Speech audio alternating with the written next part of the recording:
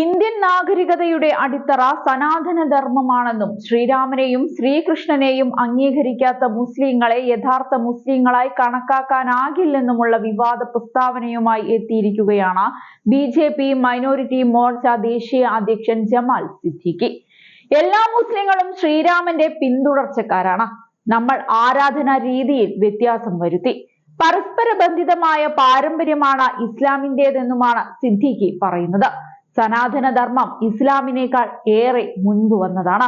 നമ്മുടെ നാഗരികതയുടെ അടിത്തറയാണത്. ഇസ്ലാമിൽ ഒന്നല്ല, ഒരുപാട് പ്രവാചകരിൽ വിശ്വസിക്കുന്നു.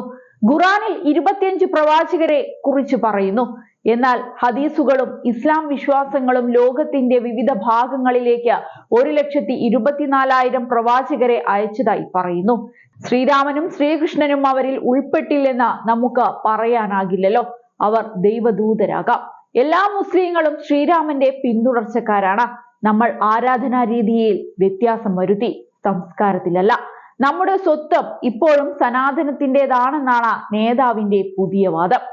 അതേസമയം ഒരു വർഷം മുൻപ് 2024 ലോക്സഭാ തിരഞ്ഞെടുപ്പ് ലക്ഷ്യമിട്ട് മുസ്ലിങ്ങളെ ആകർഷിക്കാൻ സൂഫി സംവാദവുമായി ജമാൽ സിദ്ദീഖി എത്തിയിരുന്നു. സിദ്ദീഖിയുടെ നേതൃത്വത്തിൽ രാജ്യവ്യാപകമായാണ് പരിപാടി അന്ന് സംഘടിപ്പിച്ചത്. ഓരോ ജില്ലയിലും 500 പണ്ഡിതരുമായാണ് കൂടിക്കാഴ്ച നടത്തിയത്.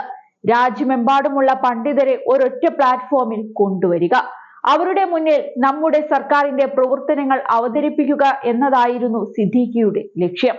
ഇസ്ലാമിലെ മിതവാദികളായ സൂഫികൾ സമാധാനത്തിന്റെയും ത്യാഗത്തിന്റെയും സന്ദേശമാണ് മുന്നോട്ട് വയ്ക്കുന്നത്. മതമൗലികവാദികൾ സൂഫിസത്തെ ക്രമേണ നശിപ്പിക്കുകയാണ് ചെയ്യുന്നത്. അതിനാൽ സൂഫി സംവാദത്തിലൂടെ സൂഫിസത്തെ പ്രോത്സാഹിപ്പിക്കുക എന്നതാണ് പ്രധാനമന്ത്രിയുടെ ലക്ഷ്യമെന്നും നേതാവെന്ന് പറഞ്ഞിരുന്നു. ഏതായാലും സിദ്ദീഖിയുടെ ഈ പുതിയ പ്രസ്താവന വലിയ വിവാദമാകാനുള്ള സാധ്യത ഏറെയാണ്.